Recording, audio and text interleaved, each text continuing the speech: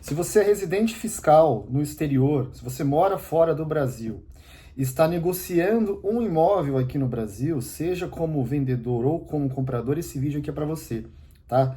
Vou resumir aqui as principais questões relacionadas à venda e compra de bens no Brasil realizadas por não residentes. Então, assim, eu já há alguns anos, né, tenho sido consultado com relação a isso, principalmente com relação ao imposto sobre ganho de capital, prazo de pagamento, se é possível receber o dinheiro lá fora e etc. E aí, em razão disso, achei interessante resumir aqui para levar informação para as pessoas que estiverem passando por isso. Quem quiser uma assessoria, eu sempre deixo aqui o meu telefone na descrição do vídeo, o WhatsApp, e aí a pessoa vai falar diretamente comigo, estou à disposição aqui para ouvir, enfim, orientar, independentemente de fazer um trabalho ou não, mas pelo menos para dar alguma orientação para quem estiver precisando aí, tá? Mas seguinte, gente, vamos lá. Então, vendas de bens no Brasil por não residentes, tá? Estou considerando aqui uma hipótese de pessoas que antes moravam aqui no Brasil, tá? Serve para o geral, tá? Serve para um não residente mesmo, um estrangeiro que comprou bens no Brasil.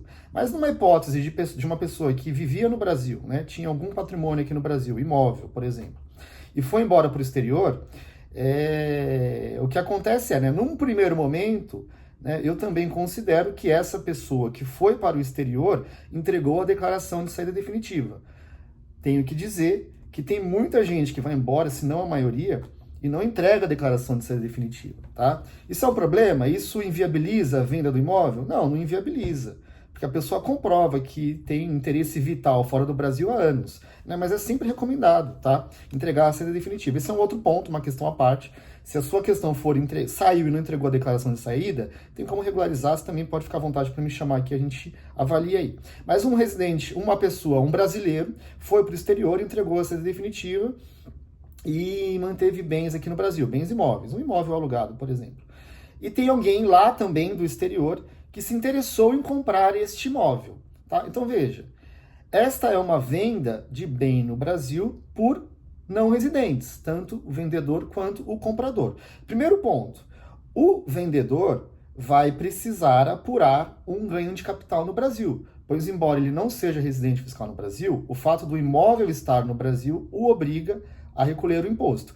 É o imposto na forma de ganho de capital que incidiria aí numa base de 15 a 22,5 sobre o ganho, tá? Esse 15 a 22,5 ele é escalonado, tá? Depois, para quem quiser, eu explico melhor. A partir só de 5 milhões de ganho é que passa a incidir uma alíquota superior a 15%.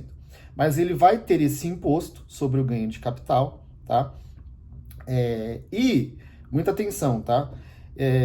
Numa negociação entre pessoas físicas não residentes, por exemplo, existe aí até uma certa controvérsia, mas existe um dispositivo, até hoje vigente na instrução normativa da Receita Federal, que diz que o imposto tem que ser pago no momento da alienação. Então é regime de caixa, tá? Fez o pagamento, teria que pagar o imposto aqui. Muita atenção, porque estou cansado de ver as pessoas perderem esse prazo aí com relação ao pagamento do imposto. E no caso de duas partes não residentes, o responsável pelo pagamento do imposto aqui no Brasil seria o procurador, tá? Procurador aí do alienante. Tá? Então, tenha atenção também, tem muita gente que sequer constituiu o procurador, né? Na verdade, é muito interessante, muito importante, né? Ao estruturar essa negociação, que vai passar por uma escritura de venda aqui no Brasil, um contrato, depois a verbação na matrícula, tudo normal, como se fosse feita entre residentes, mas é muito importante olhar para essa questão de quem é o procurador, prazo do imposto, apurar o imposto, tá? E para não incorrer em nenhum risco desnecessário.